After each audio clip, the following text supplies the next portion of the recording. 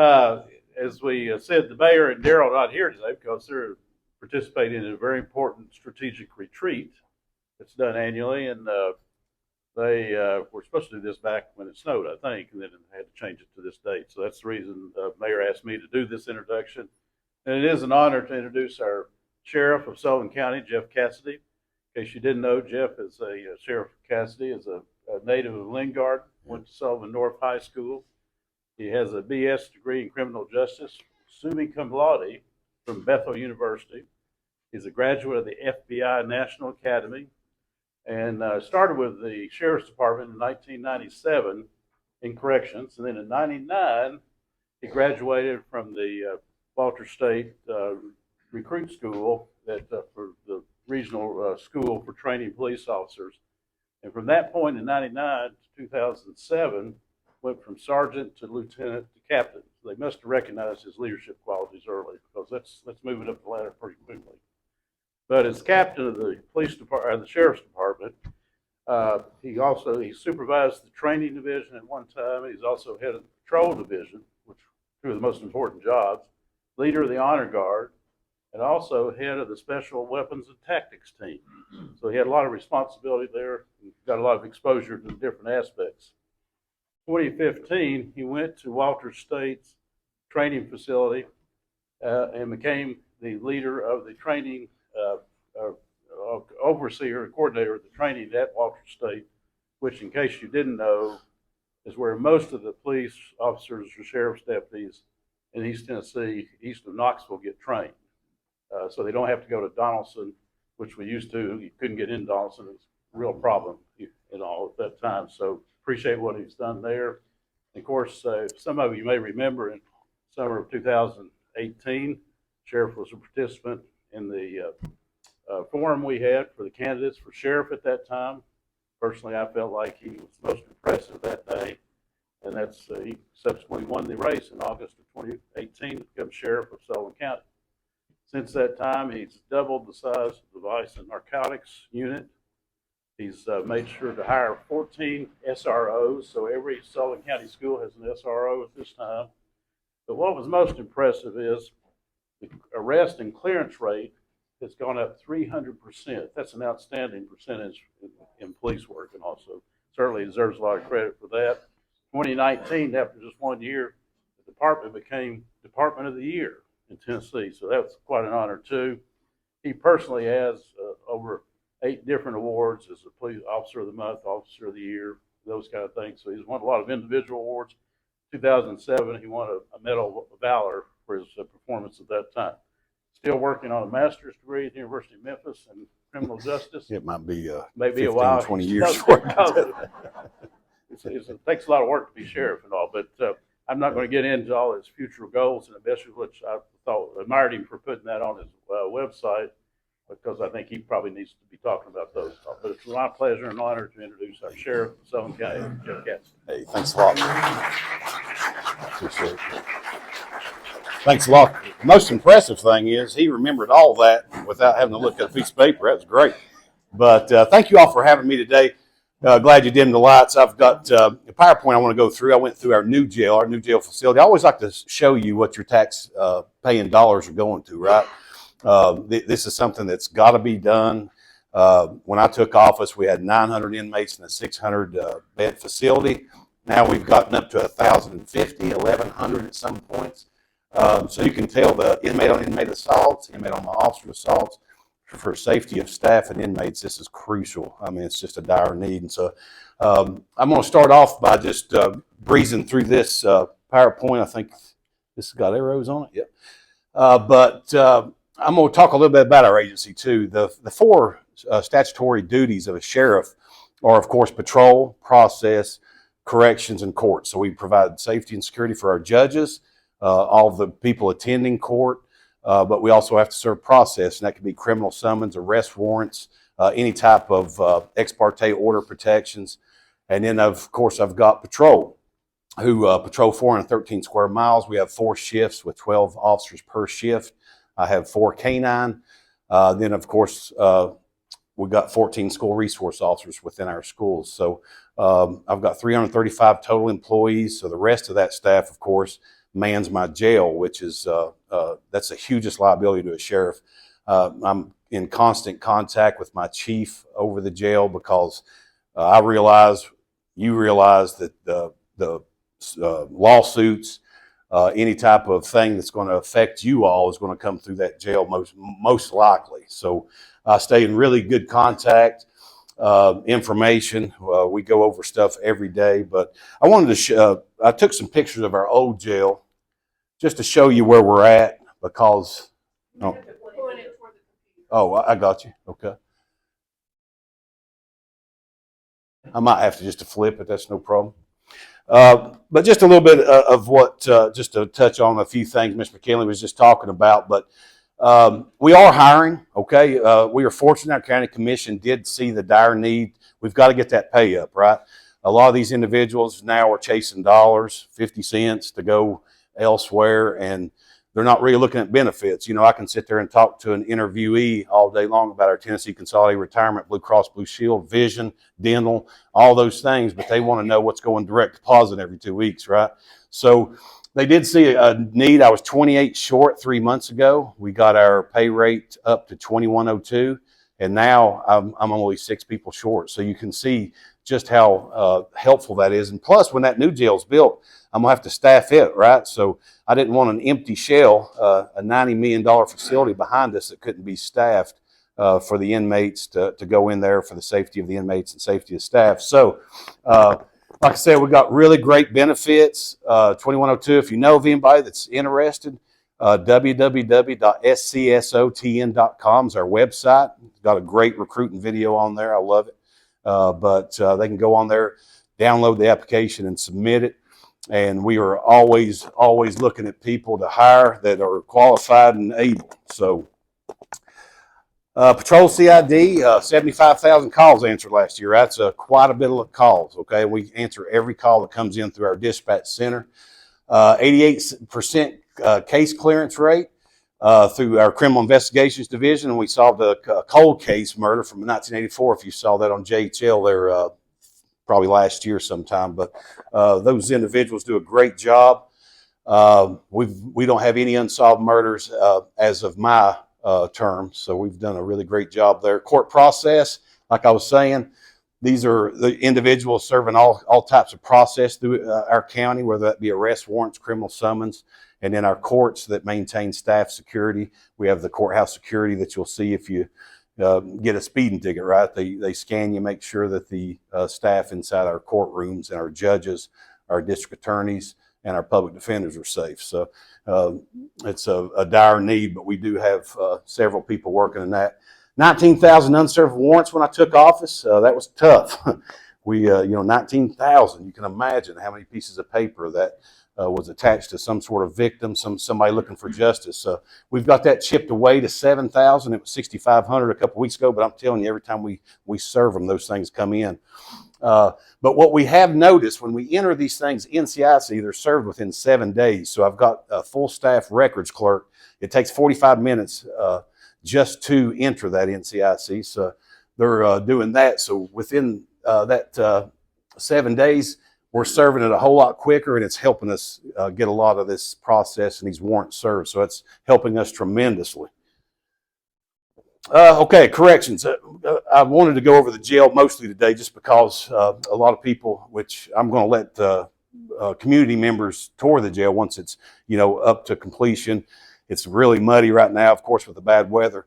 But I'd love for y'all to come in and see the new jail once it's complete. So I'm going to open that up to the public. But here's our current facility, okay? 88, it was built.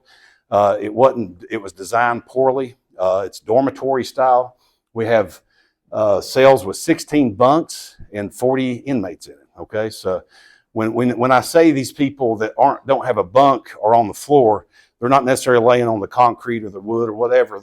They've got a 6 to 8 inch boat that they're staying on, so we can comply with Tennessee Corrections Institute. Okay, so as you can see, this is designed for one person. You've got 3 people in there, so our abilities to separate and segregate our violent offenders is just off the wall, right? I've got mental health. I've got suicide watch. People that say they're suicidal just so they can get in a cell by themselves, which it's not by themselves. We can't house nobody by themselves. But they want to sell away from population to where they won't get beat up. Maybe they get their food tray stolen from them. I know this vice lords have tried to infiltrate jails and initiate people into their gangs, and they have this thing called 7 trays for 7 days. Once you come into this cell, your food tray is coming to me. So some of these people are starving, and I don't have physically enough people to sit there and watch each inmate get their tray and eat, if you can understand the reason why having 1,000 inmates to 24 corrections officers working on staff. Okay, so very, very tense situation.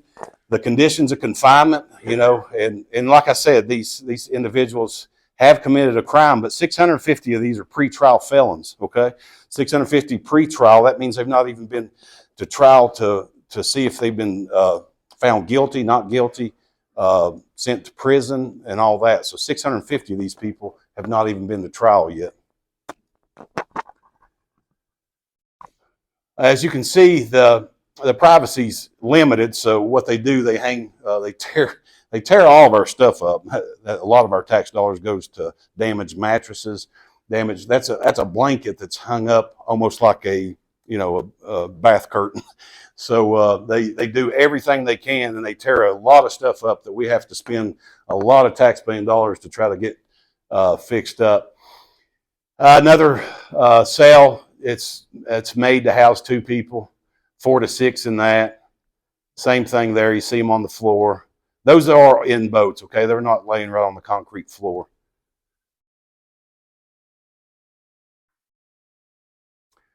And look at this. This is a cell that's designed for 16 people. You can just tell how crowded it is. And this is just the sleep area. Once you go into the main area, it's what we call the day area. It's lined up with boats with people sleeping on the floor. So like I say, 16 bunks. We usually have 30 to 35 inmates in those. So you can do the math to see how many people do not have a bunk because of our overcrowded situation.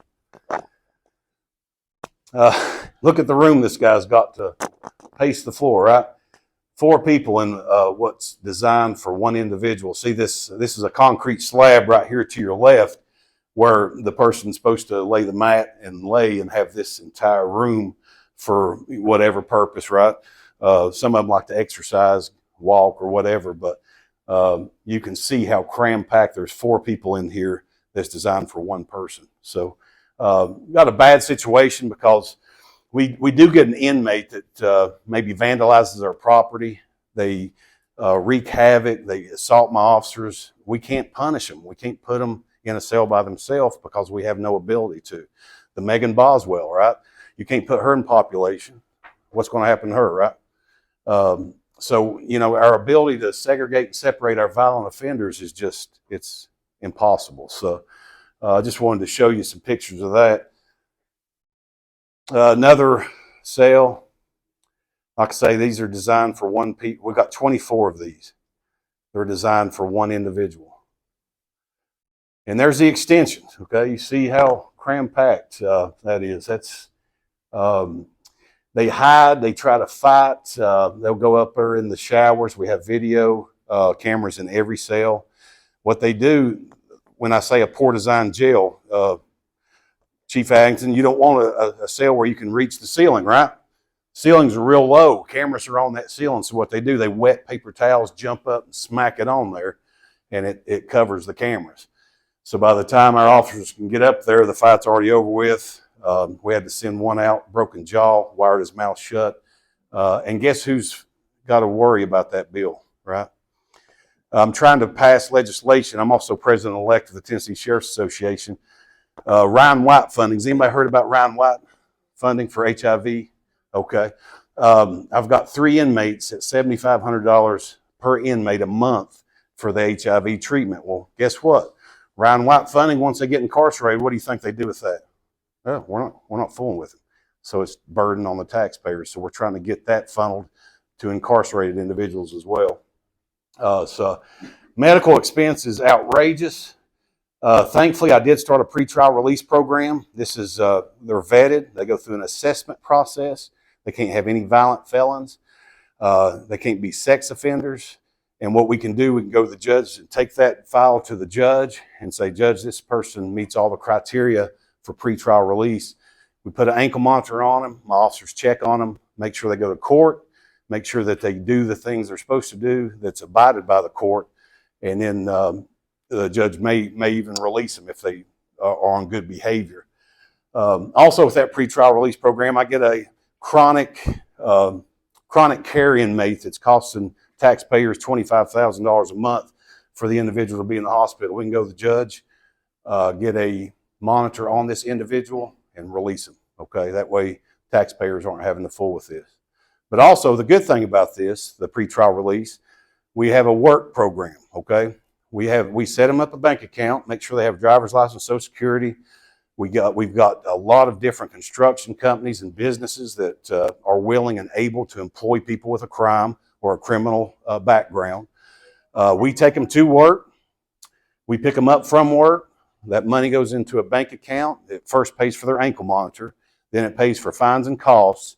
And then they have money in the bank, right? We had one inmate get out 6 months ago with $14,000 in the bank. So we have a lot of abilities to set these people up for success once they get on the road. Then they got a full-time job. But some people they get back into the criminal lifestyle. They just can't stay away from it. So we have a lot of good things going, and we have every resource available. Sullivan County Anti-Drug Coalition, Sullivan County Overdose Response Team, sober living houses. Every inmate has a tablet where it's got every one of those resources for them to get whatever help they may need. All they have to do is apply, and it submits it into these local nonprofits to get the help that they need. So it's been really beneficial as well. Just another cell. Like I say, you can tell the overcrowdedness, and we try to keep these sheets and blankets and stuff. We try to keep them down, but as you can tell, it's just impossible. Right when we tell them to take it down, walk and do a security check, they've got it right back up. So just a bad situation. But I have to commend my correction staff. They keep it really clean. It doesn't smell. I'm a really freak when it comes to that. So I make sure everything's clean on the inside, clean on the outside. They wax the floors. And but as you can tell, if anybody in here's got kids, 2 or 3 kids, all it takes is an hour, and it's your house is a mess. So that's what these people are. They have no accountability, no responsibility, and they don't take care of our property. And we're the only facility that Sullivan County owns that's open 24/7, right? So it doesn't take long for it to deteriorate and cause us a lot of issues. We just had to buy a $300,000 boiler because our HVAC went out right there during January with the snow and ice. So yeah, it's just something constantly every day of my life.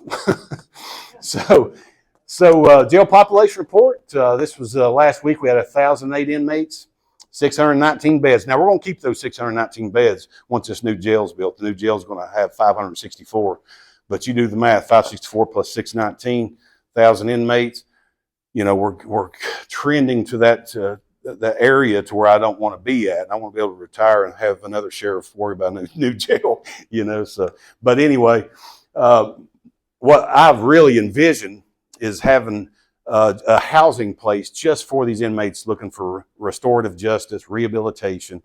That way they can all work together, motivate each other, do study, Bible study, whatever they need to do, go out to work. A lot of these inmates, they stay up all night long and sleep all day. So these poor characters that have to get up at 6:30 in the morning to be out to work, they're not getting any sleep. So I want to be able to really work on what we've already molded with the work and the rehabilitation process for these inmates. Convicted felon, 110 males and 18 females. So those are those inmates that are convicted, and they need to be sent to the Tennessee Department of Corrections. And TDOC has been extremely, extremely great with us. Okay, every time I call or we call and say, hey, we need some beds, we need to get rid of some of these inmates, they're willing to take them, but they have to wait till their bed's open before they can take ours, right? So that's another thing we have to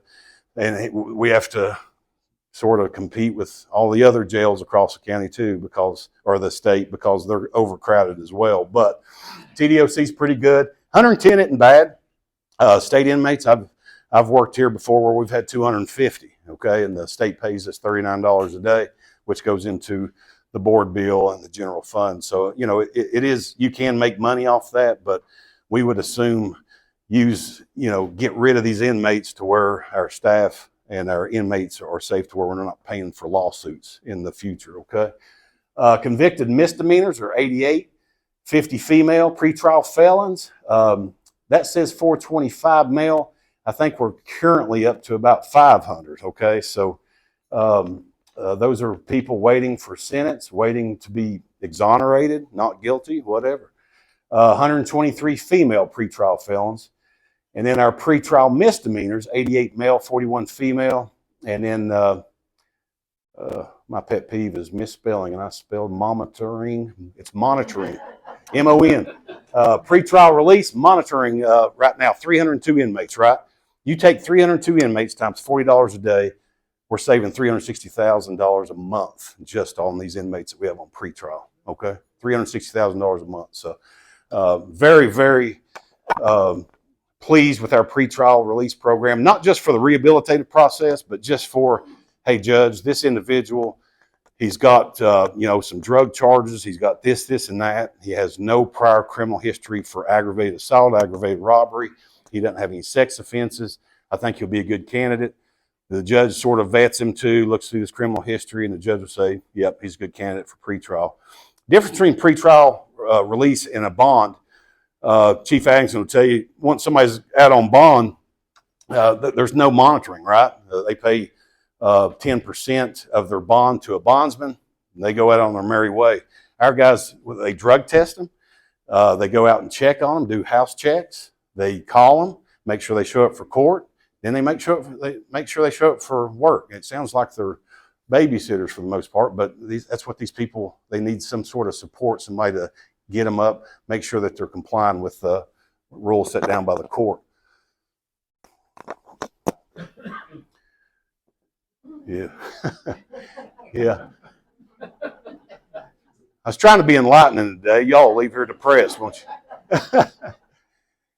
But currently, like I say, when I say all that to say this jail right here is going to help us with morale. It's going to help the safety of the staff, inmates. It's going to be just tremendous because this is the pod style system. This is what every jail should be. It's two-man cells. We're going to have two-man cells in each pod. We're going to have the ability to separate and segregate, like I said, those most violent offenders, those ones that are vandalizing, tearing our sprinklers down from the walls, assaulting our officers. We'll have a way, because these inmates now, they have no accountability. If I assault, and we had a inmate just punch an officer randomly. The officer was just doing head count. Inmate just walks right by and pops him in the eye. What can we do with him? Let's change him from golf cell to echo cell. I mean, it's the same thing. He's going in there with probably some same friends and stuff like that. So this will be a way where we can put them in a box and have them have some sort of repercussions for their misbehavior. Okay, and that's just where we don't have any way to do that right now. It's really like a chess match. You're trying to put a square peg in a round hole. We're trying to move inmates. We do have classification, which classifications, definitely goes on, their criminal history and all that other stuff. But our ability to classify is going to be a whole lot better here, right? Because we've got two-man cells, two pod cells, and it's going to be extremely nice. Here's the exterior upstairs. Okay, this is going to be a two-story facility. It's going to have kitchen, laundry, medical, state-of-the-art medical facility. I've got 2 RNs and 16 LPNs full-time. And then I've got a mental health liaison. Okay, that mental health liaison works with the judges, try to get these individuals to Frontier Health and get them a certificate of need to see if they need to go out to Peninsula, Woodridge, a mental facility where they can get the resources they need, because we can't provide it, right? This is, and plus we've also, with the building of this new jail, we've left an ability to grow. Okay, so there is an ability to grow later on in the future. So the 564 is what we could afford now, And, if it does come to that point in time where they need to grow later on in the future, it's there and it's going to be cheaper, a whole lot cheaper. And just some more, and this was taken 2 months ago. Boy, they've done tremendous work just since last November.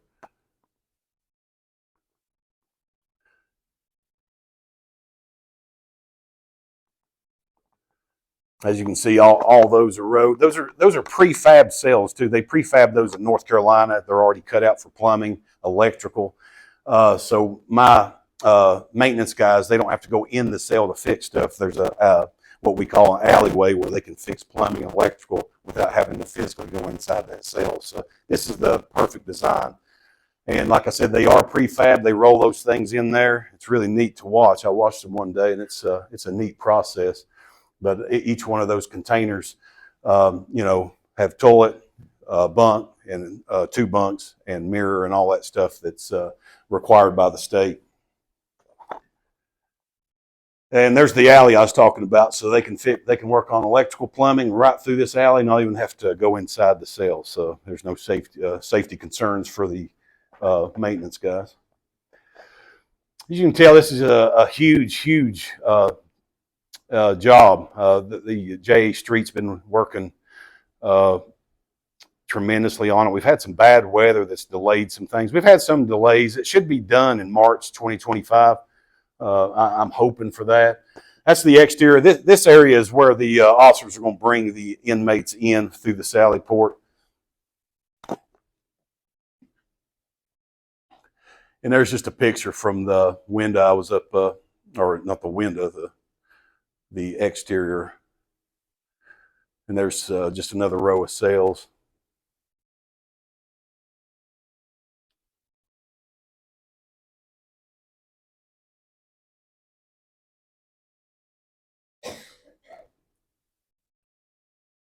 See, I've been by Bluntville in a while.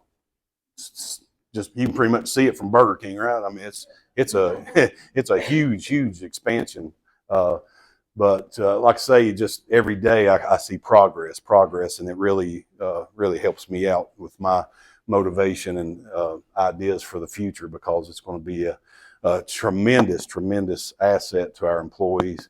I know our employees are just extremely worn out. Luckily, we've gotten staff, so they're not having to work a lot of overtime, and burnout's not as bad. But corrections job, that's probably one of the hardest jobs in America. I mean, you could imagine, you're around those people that 24/7. You don't get a break. When I'm on patrol, if I want to pull up to a church parking lot and do a report and just sort of breathe and de-escalate a little, I can. But here it's just 1,000 inmates.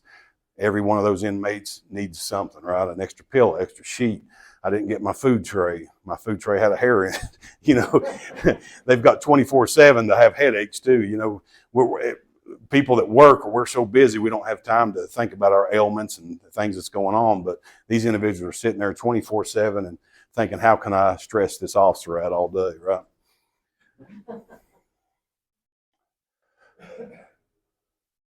All right. There's our website. I was going to tell you a little bit about my border trip. Okay, I was afforded the opportunity, paid for by drug dealers, to go to the border. Okay, it's not taxpaying dollars. I want to make that clear. We went to with Senator Haggerty. I had some local sheriffs across the state of Tennessee, mayors across the state of Tennessee, and the district attorneys. I got a press conference. I'm going to do it too. But what a national security crisis we're in, right? Talked to Kenny County Sheriff Brad Coe. Pursuits have went up 300%. I sat in a courtroom where they used to have court twice a month. Now it's 4 weeks a month, full. Judicial system's clogged up. Talked to a local rancher. Plan B boxes littered across his grounds where they've raped young women. They've murdered them on their property. They can't even let their kids go out. People from 150 different countries that is documented coming in. Chinese, Syria. It's just a mess down there right now. But Governor Abbott is to be commended. He's done a tremendous job. He's got Border Patrol, Texas Department of Safety, National Guard. I know Tennessee's sending some National Guard down there. So They've got Connex boxes with razor wire lined up, pushing those migrants north. So he's to be commended with Operation Lone Star. So, well, anyway, hope I didn't depress everybody for the day.